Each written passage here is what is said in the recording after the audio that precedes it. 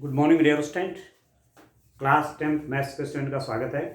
आइए एक्सरसाइज 6.4 के जो शेष क्वेश्चन है उनको करें। तो क्वेश्चन नंबर 8 मैं रीड करता हूँ। Class 10th maths chapter 6 exercise 6.4, chapter का नाम है ट्रायंगल्स, त्रिभुज।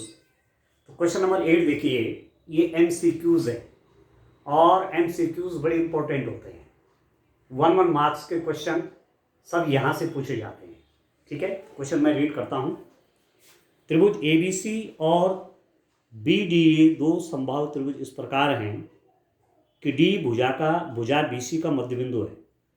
त्रिभुजों ABC और BDE के क्षेत्रफलों का अनुपात है। ABC and BDE are two equilateral triangles.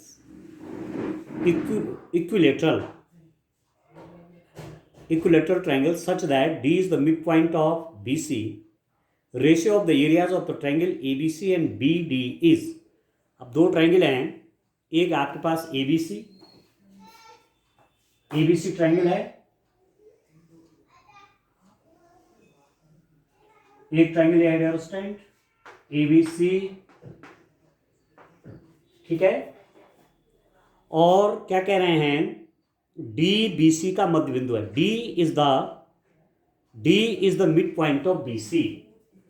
BC का मिड पॉइंट का मतलब हुआ कि इस BC को 2 इक्वल पार्ट्स में डिवाइड करना upon point D। This is D point, ठीक है डियर स्टूडेंट।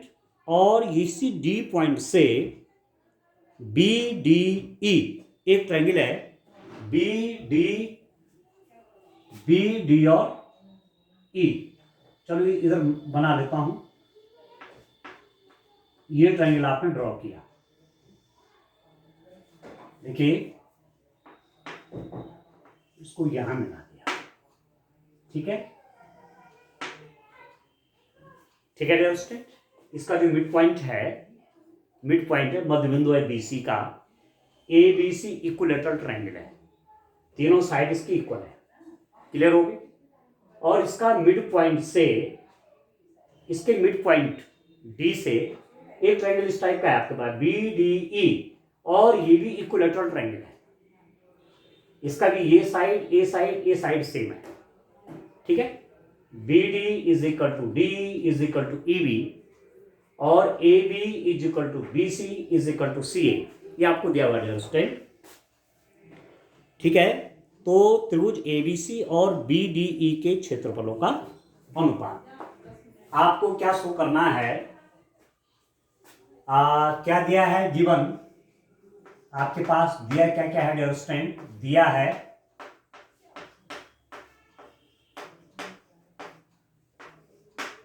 ट्रायंगल ABC समबाहु त्रिभुज है।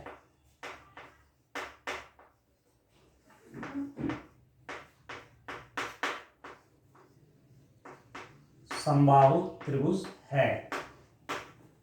Triangle ABC is equilateral triangle।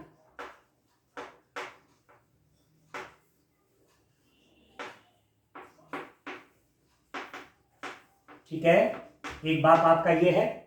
दूसरा क्या कहा जा रहा है, and D is the midpoint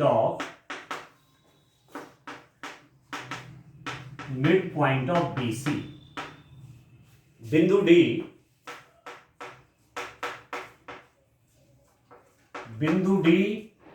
BC का मध्य बिंदु है। ये आपको दिया हुआ है बिंदु D, this point D is the mid point of BC। D BC का मध्य बिंदु है। इसके अतिरिक्त तथा आपको और क्या दे रखा है, BDE ट्रायंगल दिया हुआ है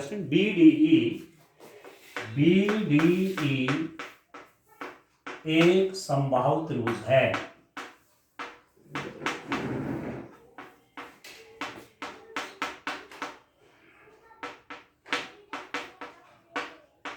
triangle BD is E is an equilateral triangle. ठीक है, यहाँ भी एन कर लीजिए, एन इक्विलेटरल ट्रायंगल। ठीक हो गया। ये सारी इंफॉर्मेशन आपने कलेक्ट कर ली है।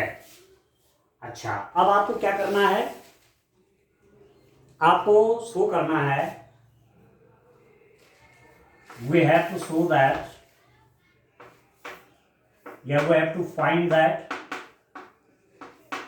आपको निकालना क्या है, क्या फाइंड आउट करना है, एरिया ऑफ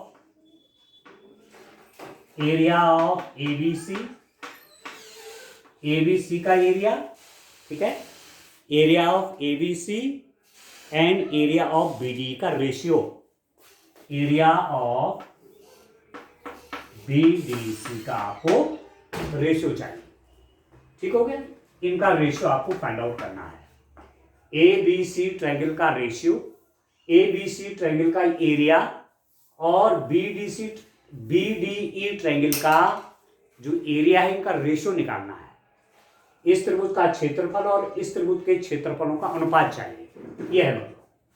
ठीक है, अब आप देखिए कितना हो गया डियर स्टूडेंट ये। अब मैं इसको लिखता हूं, देखिए क्या क्या फाइंड आउट आप कर सकते हैं।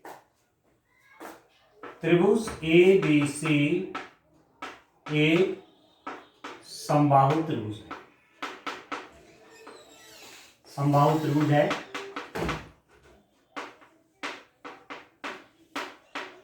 तथा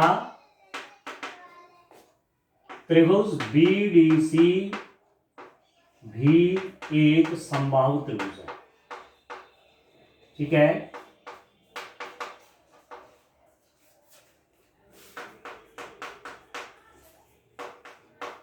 ठीक है dear student. Triangle ABC is an equilateral triangle and triangle BDE is an equilateral triangle.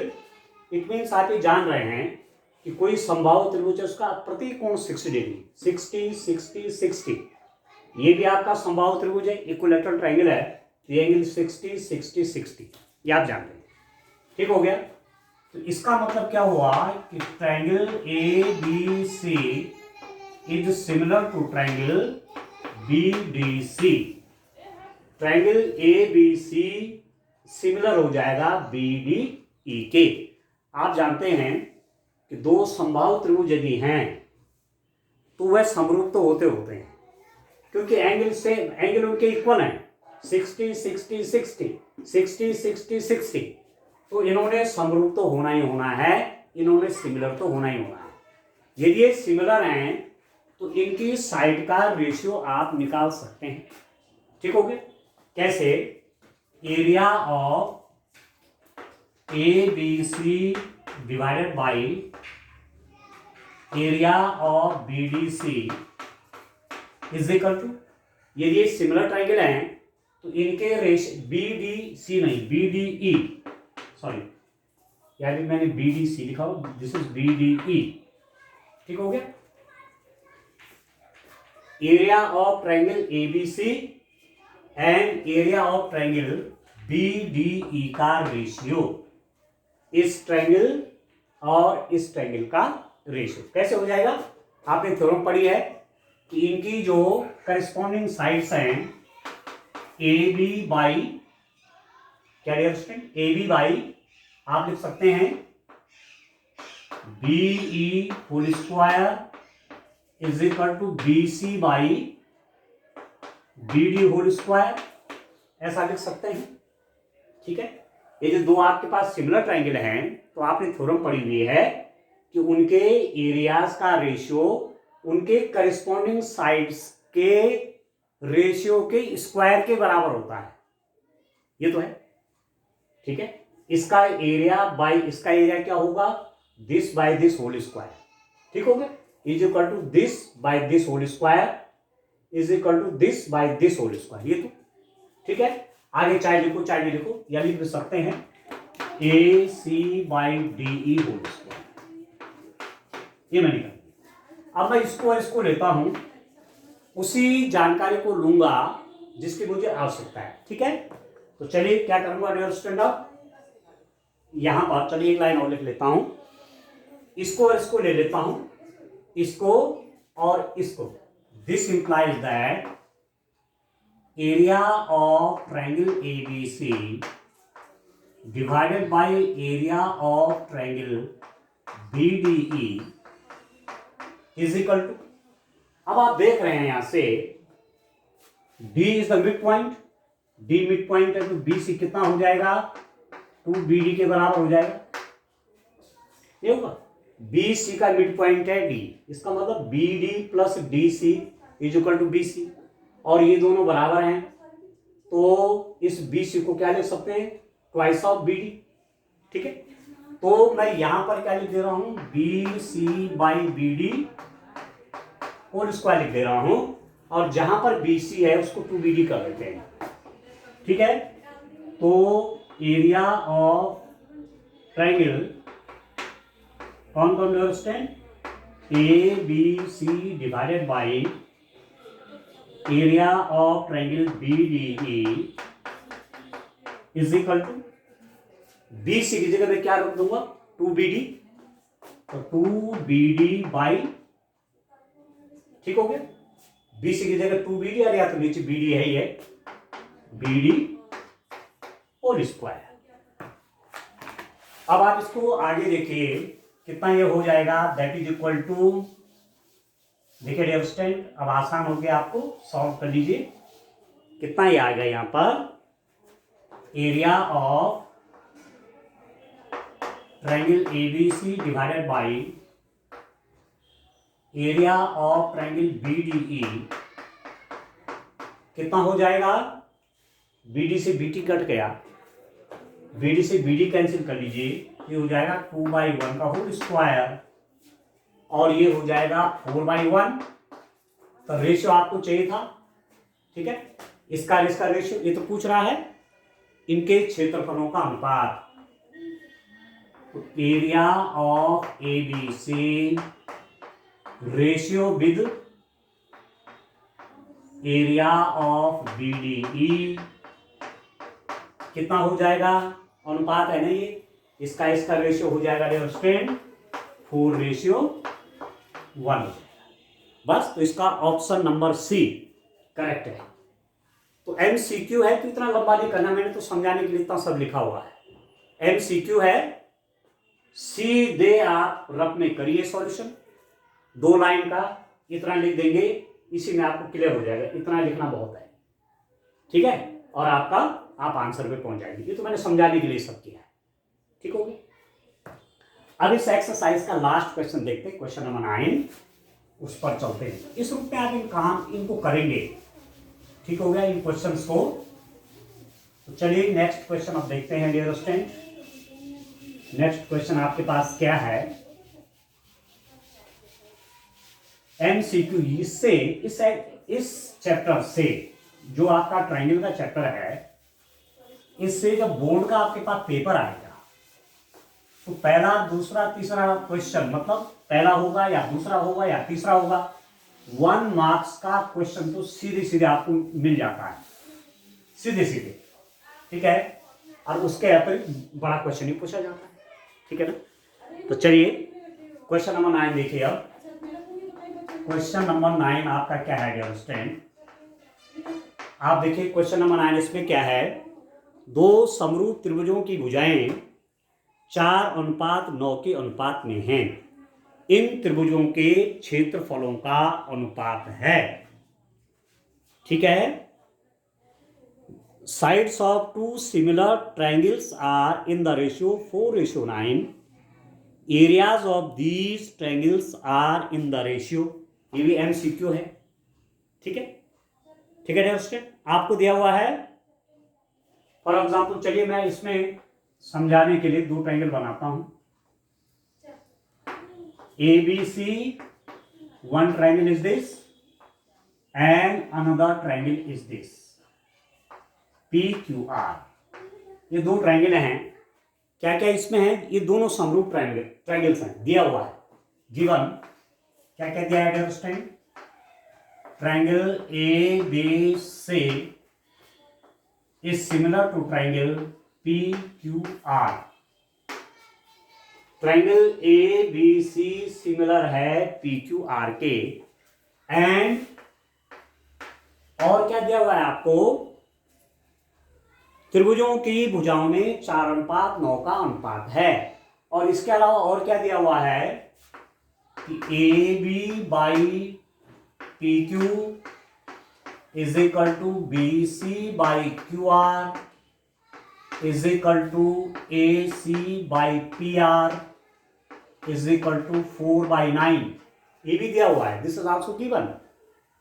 ठीक है, दो समरूप त्रिभुजों की भुजाएं 4:9 के अनुपात में हैं। इनकी करस्पॉन्डिंग साइड ए बी और पी क्यू का रेशियो, बी सी और क्यू आर का रेशियो, ए सी और पी आर का रेशियो 4/9 दिया हुआ है।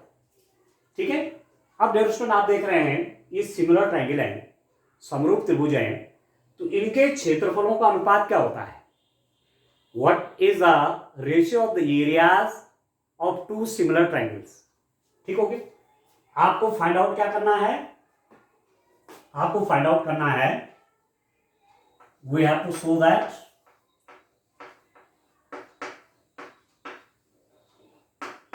क्या दर्शाना है आपने या क्या क्या प्राप्त करना है? आपने प्राप्त करना है कि area of triangle A B C और area of triangle P Q R का रेशियो चाहिए।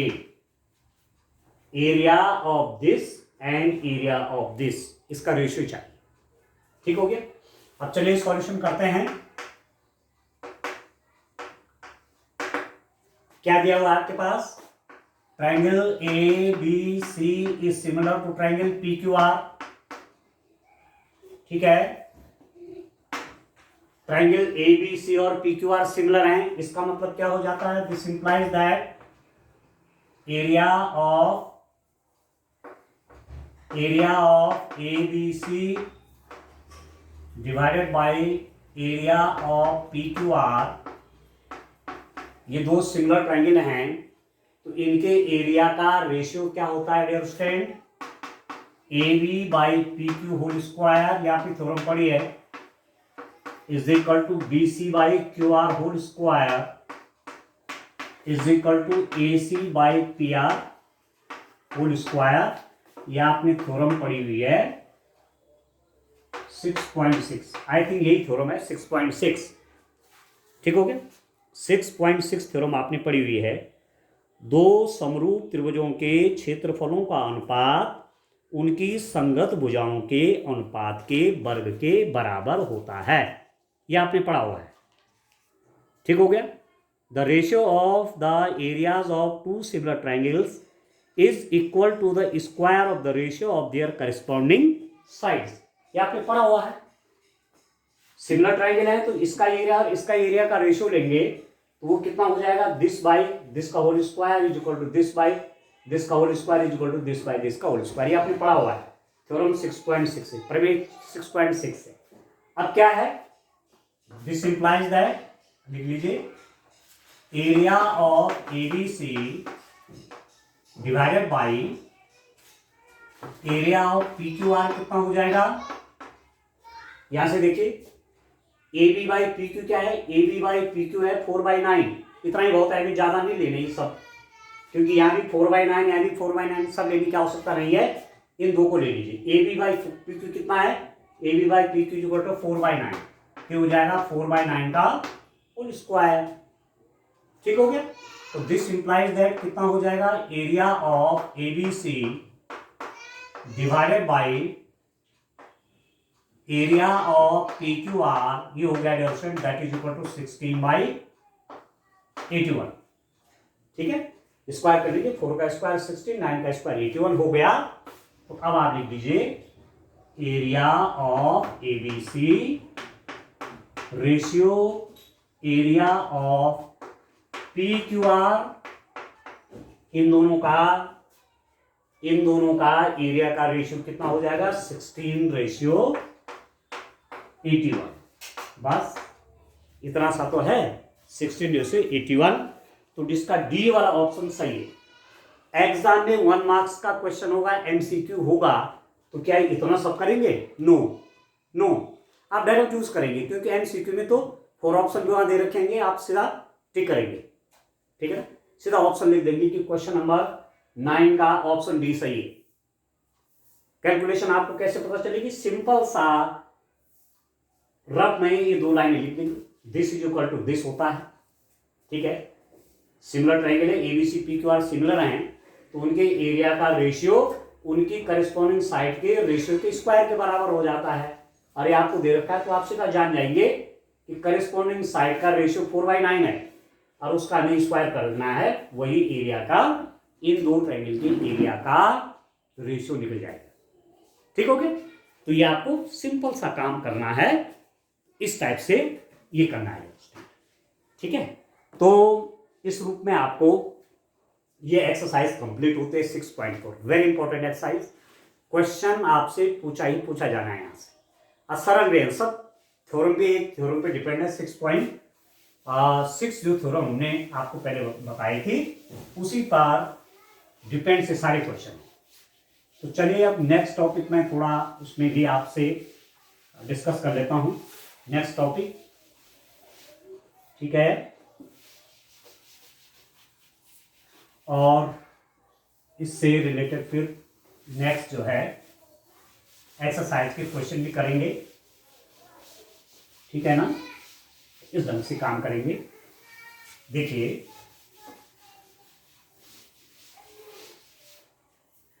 आप देखिए क्वेश्चन नंबर, अब पहले एक चीज देख लीजिए, पाइथागोरस थ्योरम आपको बता देते हैं पाइथागोरस थ्योरम क्या है। तो पाइथागोरस थ्योरम तो आपने पहले भी पढ़ी हुई है, तो उस पर भी आप बताएंगे। पाइथागोरस थ्योरम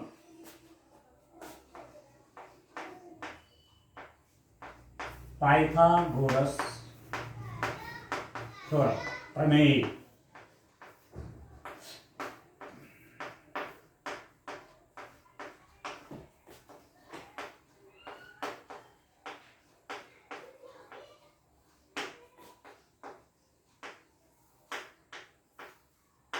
पाइथागोरस थ्योरम, ये तो पहले भी आपने पढ़ी हुई, इसका प्रूफ भी आपने जाना है। क्या है पाइथागोरस थ्योरम? डियर स्टूडेंट, इसको आप जानते हैं कि किसी राइट एंगल ट्रायंगल के लिए, किसी समकोण त्रिभुज में कोई राइट एंगल ट्रायंगल है, एबीसी राइट एंगल ट्रायंगल है, एबीसी आपका राइट एंगल ट्रायंगल है, दिस एंगल इज 90 डिग्री, ठीक है। राइट एंगल ट्रायंगल के बारे में आप अच्छे से जानते हैं। 90 डिग्री के सामने की जो साइड होती है उसे बोलते हैं कर्ण, या आप जानते हैं कर्ण, हाइपोटेन्यूज,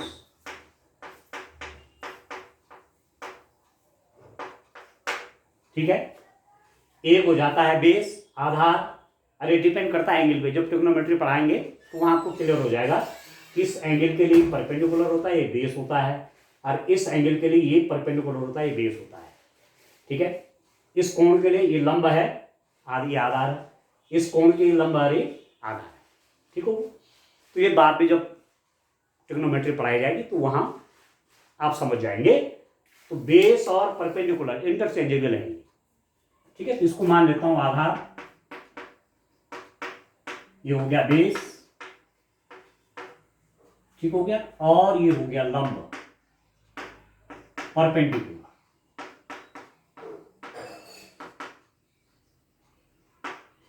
तो क्या होता है, मैं आपसे कह रहा हूं कि किसी त्रिभुज में एक कोण ही 90 डिग्री हो सकता है, एक से ज्यादा नहीं हो सकते। तो जो 90 डिग्री का एंगल है उसके सामने की जो साइड है उसको हाइपोटेन्यूज, उसको कहते हैं कर्ण। अब आप प्रश्न कर सकते हैं कि एक ट्रायंगल में 2 90 डिग्री एंगल क्यों नहीं हो सकते? इसलिए नहीं हो सकते कि ट्रायंगल के तीनों एंगल्स का सम होता है 180।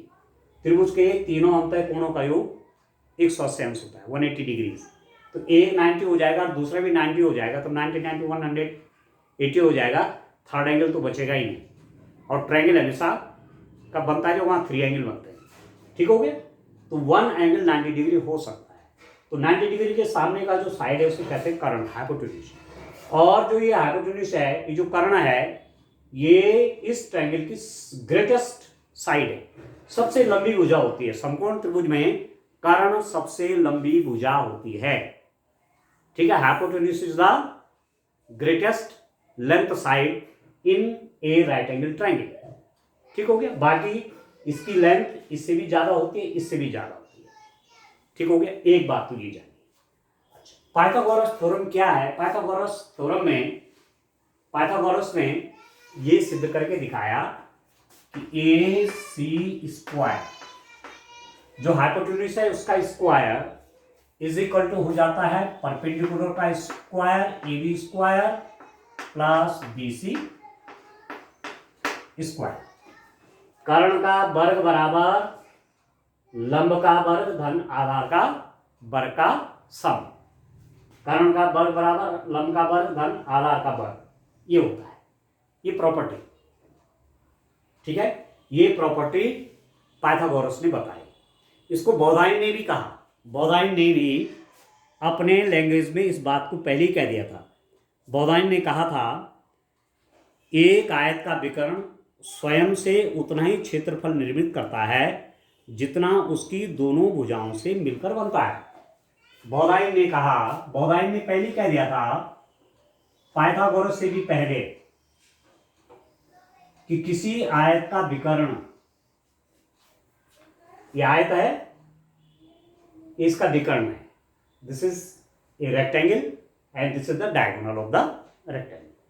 आयत का जो विकर्ण है वो जो एरिया बनाएगा, मतलब उस पर जो आपने एक क्या बनाया, स्क्वायर बनाया, उसका जो एरिया होगा वह एरिया इस साइड और इस साइड के, इस साइड पर बने वर्गों के योग के बराबर होगा। ठीक है, एक आयत का विकर्ण स्वयं से उतना ही क्षेत्रफल निरूपित करता है। कितना एरिया बनाएगा ये, यहां पर आप स्क्वायर बना लीजिए और इससे भी स्क्वायर बना लीजिए और इससे भी स्क्वायर बना लीजिए। तो इस पर जो स्क्वायर बनेगा, किस पे, विकर्ण पर, वो स्क्वायर इधर के स्क्वायर और इधर के स्क्वायर के सम के बराबर होगा। जितना एरिया इस स्क्वायर का होगा, जितना एरिया इस स्क्वायर का होगा, इन दोनों को प्लस करके जितना एरिया इस विकर्ण पर बने वर्ग का होगा उसके बराबर होगा। तो सेम बात तो है जो बोधाइन ने कहा। बोधाइन ने राइट एंगल ट्रायंगल की बात की, और ये भी तो राइट एंगल ट्रायंगल है, ये 90 डिग्री एंगल होता है किसी आयत में। तो वही बात है जो बोधाइन ने पहले कह दी थी, उसी बात को पाइथागोरस ने दूसरे शब्दों में बाद में कहा। तो इस थ्योरम का नाम बोधाइन पाइथागोरस थ्योरम भी है। इसको बोधाइन थ्योरम भी कहते हैं, बोधाइन की प्रमेय, क्योंकि बोधाइन ने पहले बता दी थी। ठीक हो, तो आप समझ गए होंगे। जैसे मैं ट्रायंगल में एक साइड माना 8 सेंटीमीटर की है और ये है 6 सेंटीमीटर की। ठीक है, इसको 10 ले लेते हैं फॉर एग्जांपल, ये 10 है, ये 6 है, 8 सेंटीमीटर। ठीक है, ये साइड आपकी 6 सेंटीमीटर के, 8 सेंटीमीटर के, 10 सेंटीमीटर की। अब आप देखिए 10 का स्क्वायर देखिए, 10 square is equal to 8 square plus 6 square. 8 square 64, 6 square 36, 64 और 36 कितना 100, और 10 का स्क्वायर कितना हो गया, वो भी 100 हो। ठीक है, समझ रहे हैं आप? तो डियर स्टूडेंट, ये आपका पाइथागोरस थ्योरम है। ठीक है, एक एग्जांपल आप और ले सकते हैं। 5 का स्क्वायर इज इक्वल टू 3 का स्क्वायर प्लस 4 का स्क्वायर। एक राइट एंगल ट्रायंगल आपने ऐसा लिया, ठीक है, जिसकी एक साइड आपकी कितने सेंटीमीटर है, आपने कहा 5 सेंटीमीटर है हाइपोटेन्यूज। राइट एंगल ट्रायंगल में विकर्ण की लंबाई, कर्ण की लंबाई 5 सेंटीमीटर है, हाइपोटेन्यूज ये आप कह सकते हैं ये 4 सेंटीमीटर हो गया, ये 3 सेंटीमीटर हो गया। यहां देखिए 5 का स्क्वायर 25 इज इक्वल टू 3 3 जा 9 प्लस 16 और 16 प्लस 9 25। पाइथागोरस थ्योरम ये तो कहती है। और आपने क्लास 8 में पढ़ा है पाइथागोरियन ट्रिक, पाइथागोरियन ट्रिक वहां भी पढ़े हैं आपने। तो 10, 8, 6, 10, 8, 6 ये पाइथागोरियन ट्रिक है। ठीक है, ठीक है दोस्त, वो आपने ये चीज भी पढ़ी हुई है, कक्षा 8 में भी आपने पढ़ी हुई है। अब माना आप इसको थोड़ा सा इसका ज्योमेट्रिक शेप देखना चाहेंगे तो क्या बनेगा, आप देखिए, थोड़ा समझ लीजिए। मैं कह रहा हूं एक ये 3 सेंटीमीटर है, ये आपका 4 सेंटीमीटर है, ये आपका फॉर एग्जाम्पल 5 सेंटीमीटर है। 1, 2, 3, थोड़ा सा और बड़ा बड़ा करते हैं, मैं तो अंदाज से कर रहा हूं। 1, 2, 3, 4 और 5। 1, 1, 2, 3 और 1, 2, 3, 4, 1, 2 और 3। ठीक है, स्क्वायर बनाइए, इस पर स्क्वायर बनाएंगे, इस पर भी स्क्वायर बनाइए। यहां इस पर आपने वर्ग बनाया, एक वर्ग आपने यहां बनाया, ये यहां भी वर्ग बनाया, और एक वर्ग आपने यहां बनाया। ठीक है, एक वर्ग आपने यहां बनाया। ठीक है, 90 डिग्री एंगल बनाया, 90 डिग्री एंगल बनाया। ये साइड आपकी कितनी कहा हमने, 5 सेंटीमीटर है, ये 4 है, ये 3 है, ये भी 5 है, ये भी 5 है। ठीक है,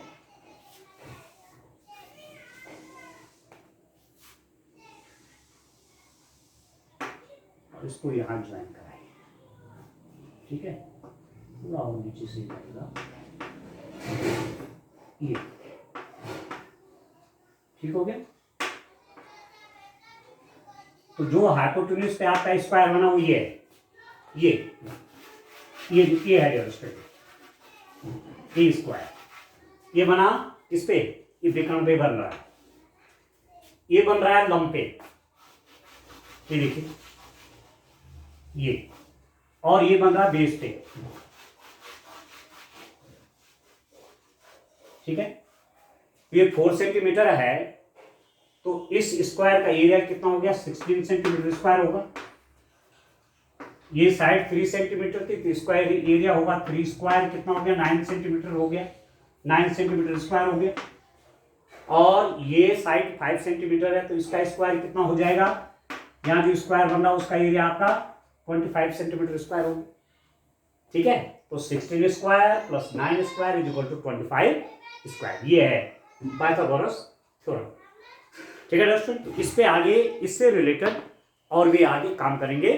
एक एक्सरसाइज तक इसमें और बचती है आपकी 6.5 की एक्सरसाइज बचती है, उसके क्वेश्चन भी आगे करेंगे। अभी 1-2 थ्योरम के बारे में आपको और परिचय कराएंगे। ठीक है, आज के लिए इतना काफी है।